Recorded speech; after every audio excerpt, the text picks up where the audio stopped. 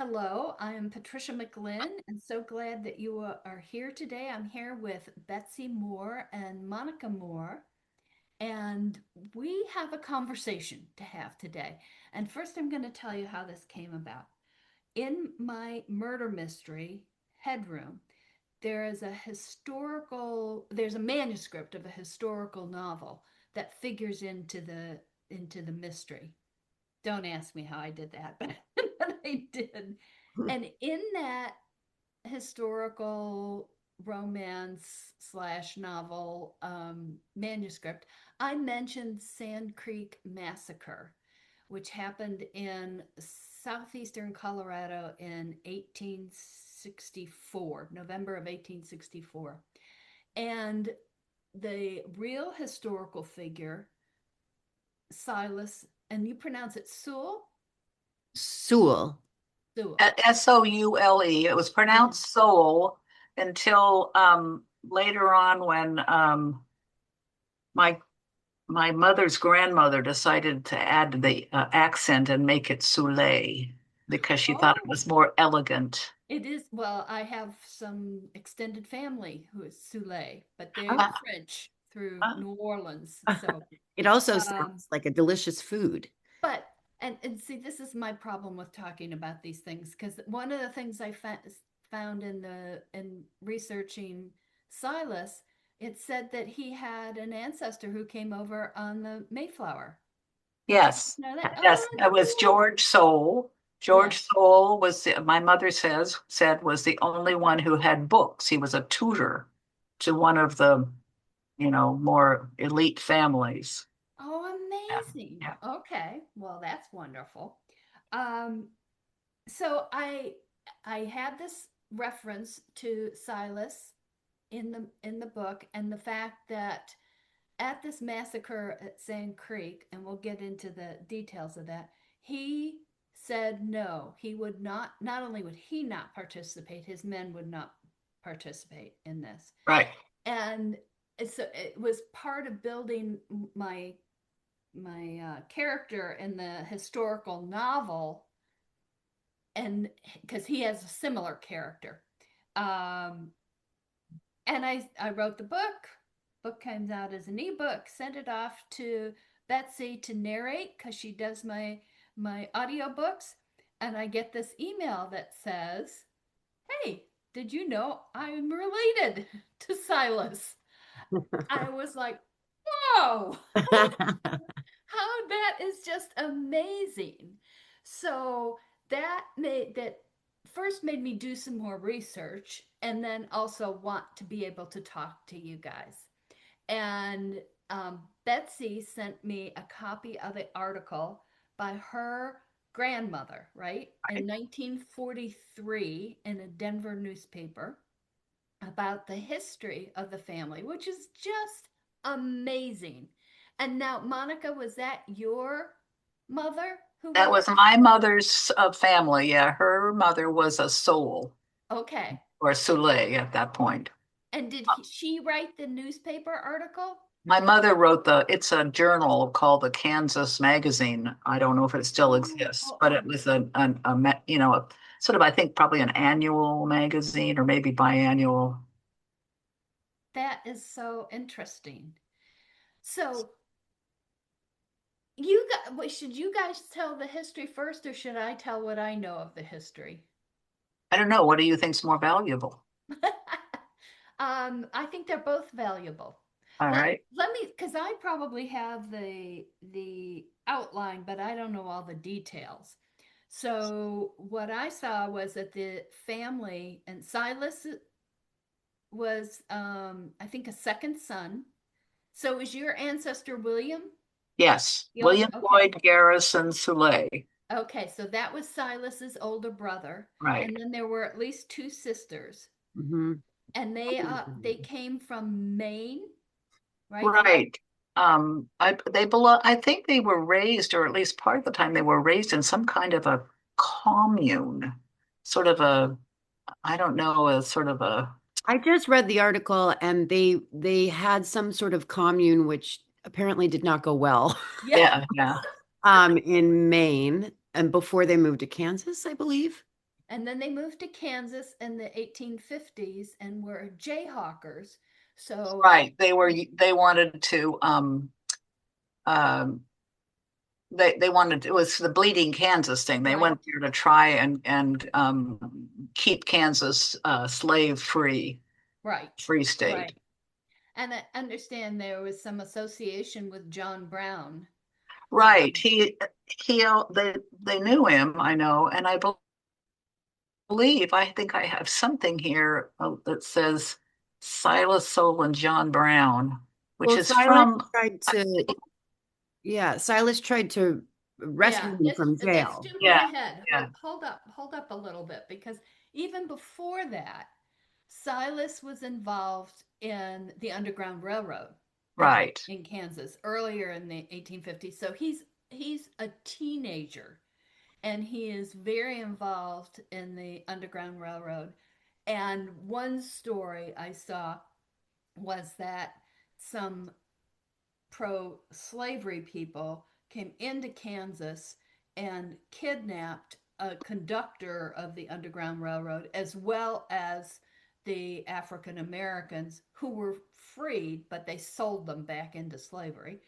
Yeah. And the white conductor was in jail in Missouri. And then Silas was involved in breaking him out.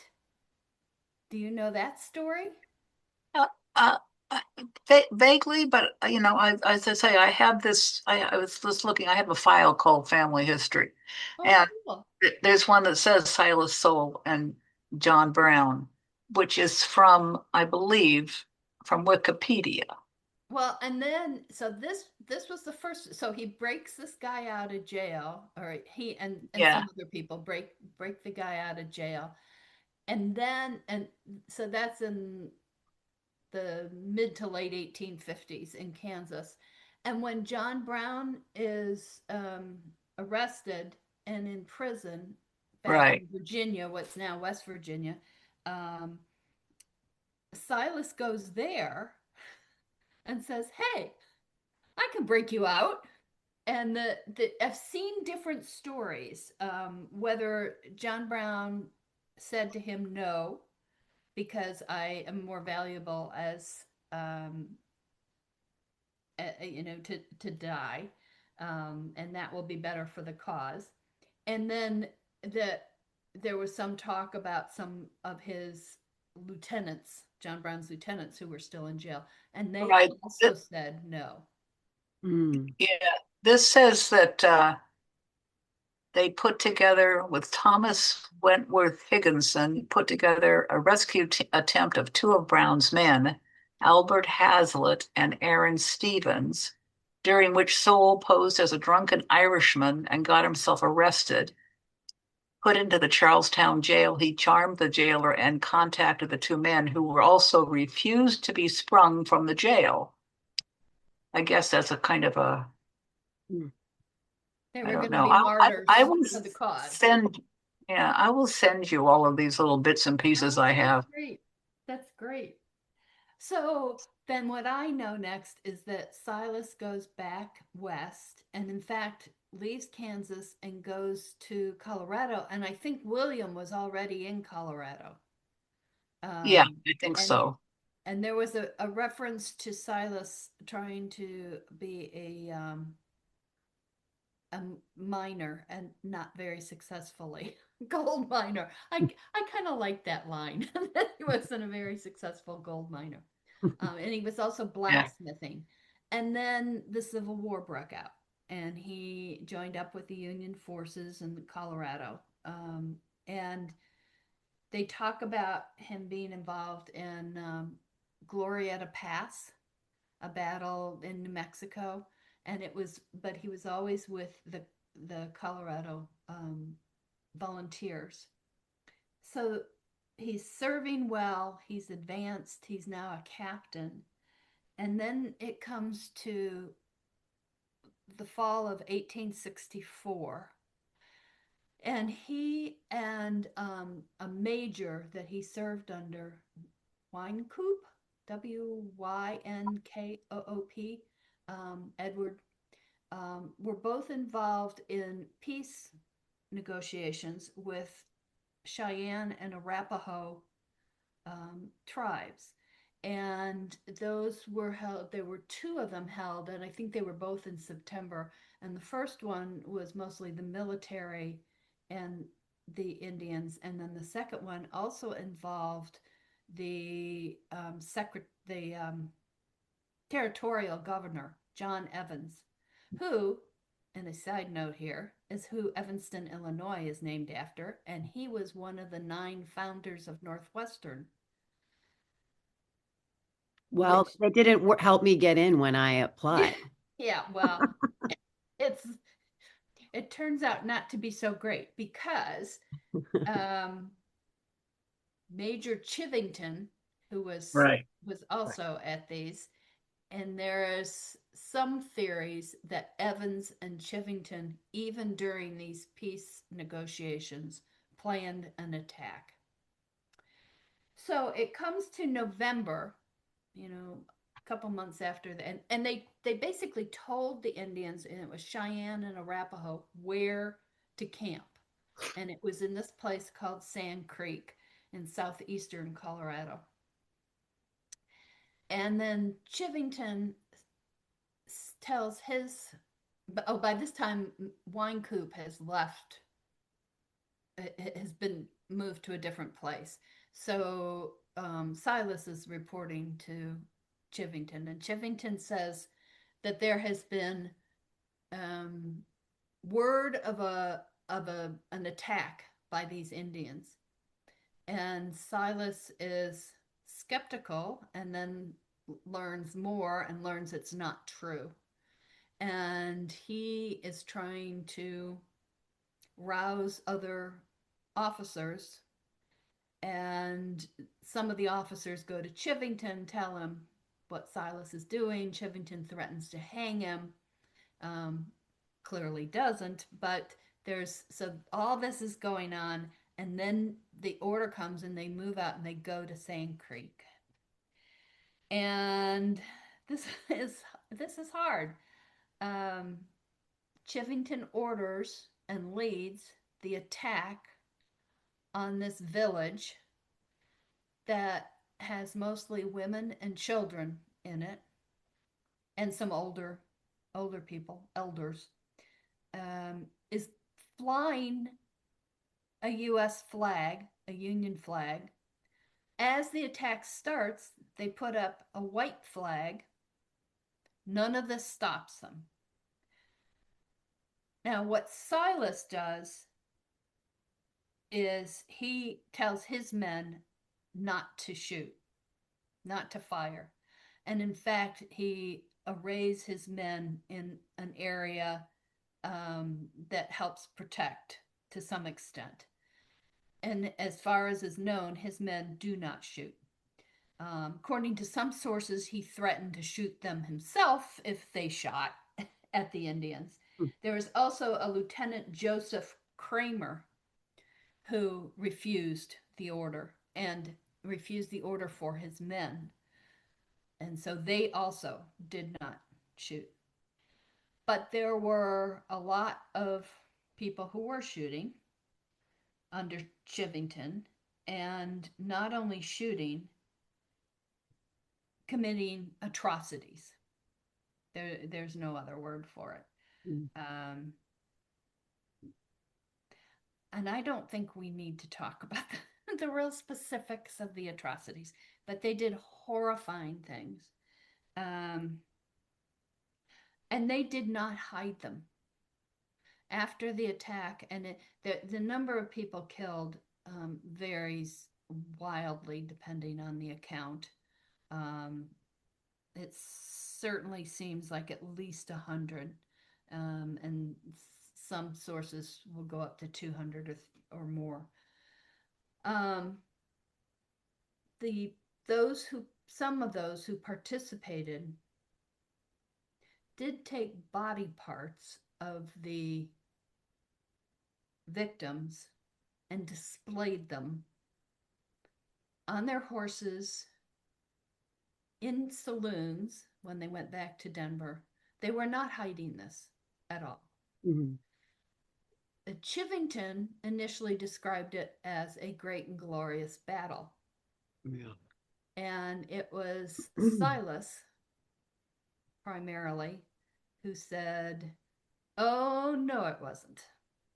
And he wrote to this wine coop again, and I think that helped get some of the actions in motion.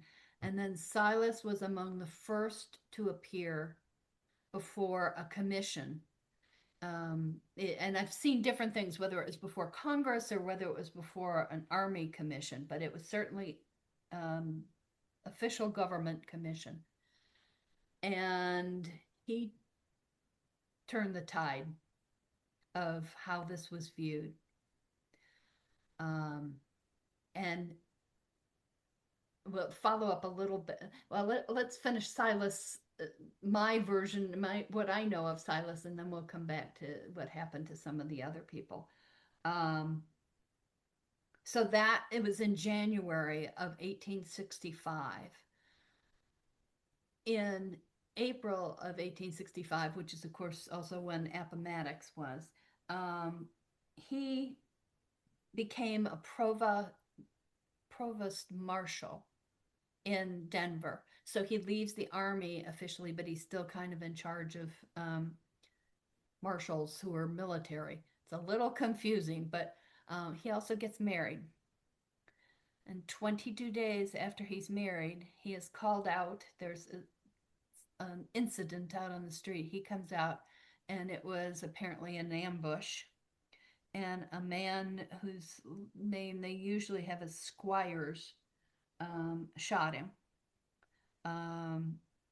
Squires and another person, and he's dead there. Silas is dead on the street.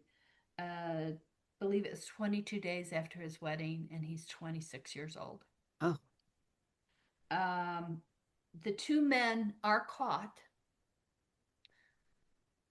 Somehow they escape from jail before their trial. The shooter, Squires, is from a very well-to-do family, and he escapes to the East Coast and then to Central America. Now, perhaps in a little karma, he has his legs crushed and he dies of gangrene. Can't feel real sorry for him. No. Chivington had left the army about the same time as Silas was appearing before the commission and telling the truth. So the army could no longer charge Chivington. He is then known as the Butcher of Sand Creek. And he had had great political ambitions, and they were never met. But he went to his death saying he stood by Sand Creek. John Evans, who had been the territorial, was he? Yeah, I'm pretty sure he was the governor. Pretty sure he was the second territorial governor. His political ambitions were also blunted. One of the things, I don't know if you guys are aware that there has been what they call a healing run that the Cheyenne and Arapaho people had done for quite a few years. It's a relay run from Sand Creek to Denver, and they stop at Silas's grave. Yeah, I knew about that, but only fairly recently. Well, they had done it for a while, and then it broke for the pandemic, and then they've restarted it. So it's gone at least 2 or 3 years post-pandemic. And they also stop at the historical marker where Silas was killed, which I find very affecting. So that's most of what I know about it. I also I know that there was well, this is talk about the article that that Betsy's grandmother wrote. Yeah. Well, I just read it. I don't think I'd ever read it before. Really? Yeah, I enjoyed reading it. And it made me think fondly of Granny, as I often do. Mhm. I thought it was very well written and even a little funny at times. Yes. Um, The family insights. yeah, I think there was one line in there about her great grandfather William, uh, who was Silas's brother, uh, Yeah. which she talks about a lot in the article as well. Not wanting to describe the meat dish that was offered in its new territory in Kansas because it was like, you know, so gross apparently. Made me laugh out loud. Um, but yeah, I always knew my mom's brother, Uncle Steve, liked to talk about history a lot, and he often would bring up the story about Silas. And did Yeah. he? He was very interested in the whole silence. As a matter of fact, the picture of this of the grave that I have is Steve took. Oh, Oh, So, neat. Neat. so Mom said that okay, so that she got a lot of her information from letters that had been written to or from, I'm not, I guess it must have been from Silas to another member of the family. I don't know which member it would have been, whether it would have been her grandfather William or one of the sisters. I don't know. And she had access to those letters. And then that was in the 40s, right? And then in the 60s, when and the 70s, when Native American studies became a thing, she started getting inquiries from people about Oh, these letters.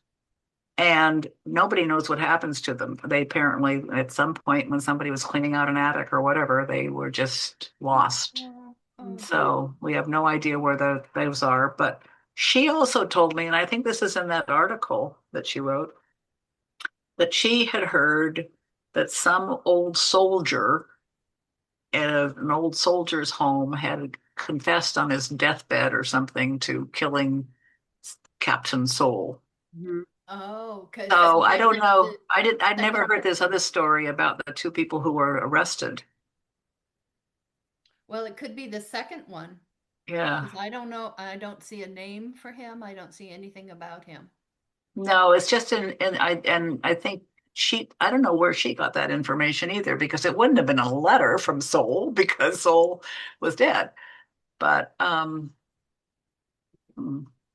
That's interesting yeah. because I don't know about you guys, but I want retribution. Yes. um,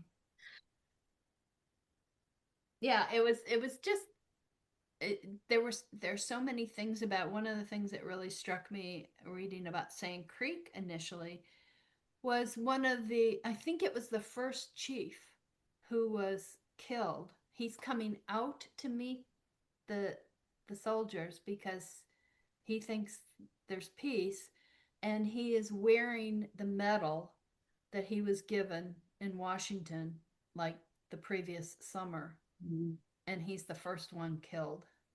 It's just awful. I know. I know. Um, Yeah, see, I wonder if we would be talking about being related to someone that didn't make a ethical choice, you know? I Yeah.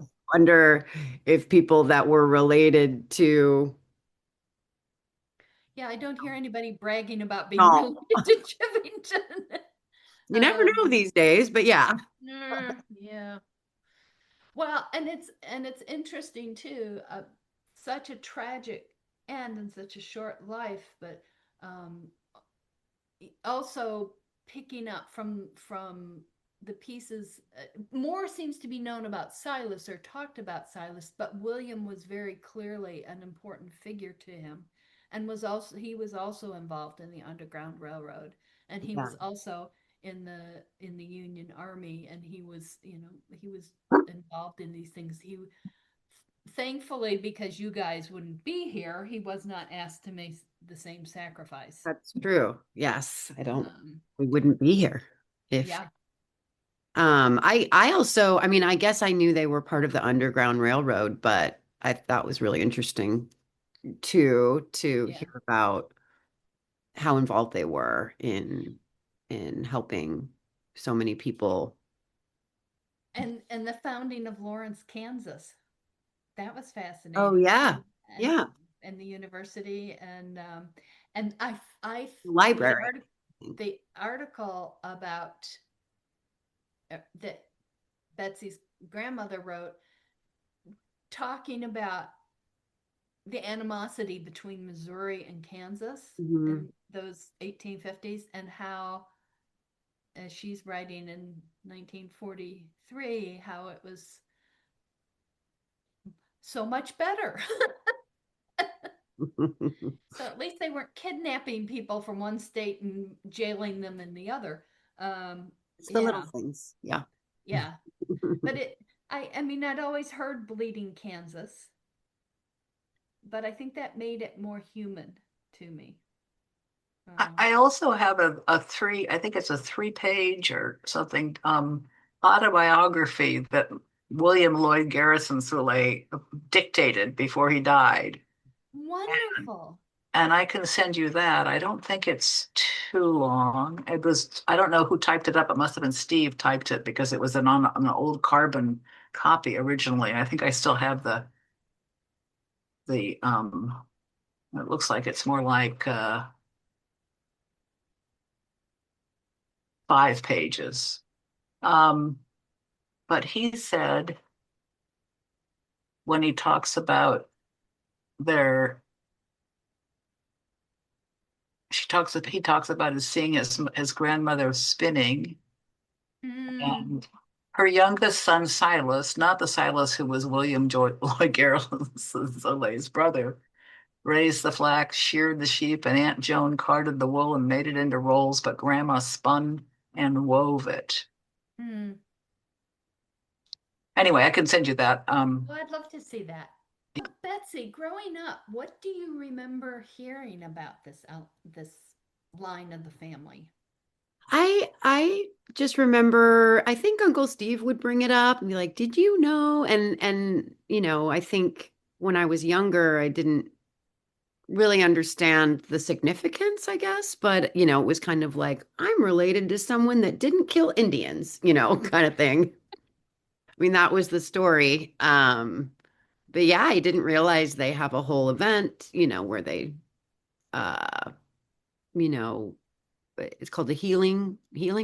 Healing Run. Yeah, Healing and that, run. from what I've seen, it's October, the past couple years. Yeah, that would be November. interesting to go to sometime. And yeah, I didn't know. And I mean, I was surprised to read it in the book. I said, I'm pretty sure I texted my mom. I said, we we're related to Silas Soule, right? Because it's mentioned in this book I'm narrating. And she was like, "Yep." So, That's amazing. And I had this tiny thought, because sometimes when I send books to Betsy to narrate, I have the name in my head of what it sounds like.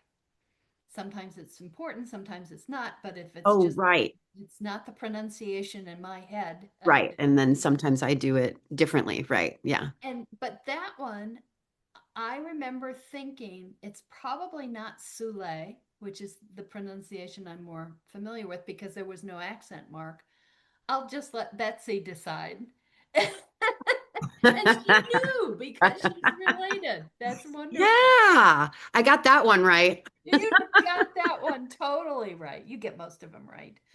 You just can't be in my weird little head. Not Hearing the possible. line. No, Yeah. but I get to, yeah, it's a collaboration. We get to create these characters together. It's fun. It is such an amazing story that he and the Lieutenant Joseph Kramer, said no. I, It kind of resonates with this thing going on about was trying to punish Kelly and other people who did the video of telling soldiers that they did not have to obey illegal orders. Oh, which is actually in the military code and Exactly. part of their oath. Yeah, I know. yeah. Yes, it does resonate, and the idea of having that. Wow, what a strong moral center. Um, Although we did this, but Steve did discover in his research about the family, and so when William Lloyd Garrison came out to California, supposedly because of his health, he was, I guess, around 40. And he arrived in San Bernardino, which, according to my mother, was the biggest and most prosperous town in the Southern California area at the time. And he started visiting the Wagners and the mother Wagner, who I've always known as Mimi. I don't know what I forget what her real name is. And her daughter Ella. And Mimi was a widow, and so she thought that William Lloyd Garrison was courting her, but he was really courting Ella, who was oh, 18 or 16, I don't know, something, a teenager. And that's who my mother's grandmother was Ella. And she's the one that she changed her name from Ella to Eleanor, and she changed Soule from Soule to Soule. oh, But then Steve found out that when he left Kansas, he left a wife and family behind. oh my gosh. Oh And my I gosh. don't know if there was ever a divorce. Records of that from those days are pretty hard to come by. But apparently there's a whole nother bunch of souls who were in Kansas, and he got in touch with some of them. So this was William? Wow. yeah. So William. either he was a bigamist or he divorced his wife in a time when divorce was not very it was Like a quite Lifetime movie. yeah. Wow. Okay. And this one you're also related to, Betsy. Yeah, actually more closely. Yeah. And you have all those cousins in Kansas. Who knew? You 23andMe did tell me recently that there was a new person I was related to. But I suspect we all have those. yeah, Yeah. We all have things. We all have different histories. Yeah. human stories back there. But this was just so fascinating. The history, and there's so much more. And I will try to put some resources. You did know that in Michener's book Centennial, there's a character based on Silas Soule. I'm not surprised. I didn't know that specifically, I though. forget the name of the character, but Yeah. That's That's cool. an entertaining story. I mean, just impersonating a drunk Irishman alone to get into a jail. They had to say it was an Boots. Irishman, didn't they? Yeah, Yeah. of Well, course. I really appreciate your time and your letting us into your family history. It is just amazing that we had this connection. Yeah, I love it. I love when things like this happen. So it's great to So, talk about. Appreciate yeah, you sharing it with others. yes, and I hope it will encourage people to look more into that history. Sand Creek is tough going. The Mm, Sand Creek Massacre. It's yeah, really tough to read about. yeah, I also think it's important to yeah. know and to honor both Silas and this Joseph Kramer and their men who didn't participate while all around them were. Hmm. Um, Yeah. yeah, Some good people. some very very good and very strong people. Um, Yeah. and that's important to know and important to think about. So I so appreciate your time today. Thanks, Pat. So good to chat with you. talking to you and seeing, I don't get to see your face, but No. your voice. I've heard how much Betsy appreciates doing your books, Oh, enjoys it.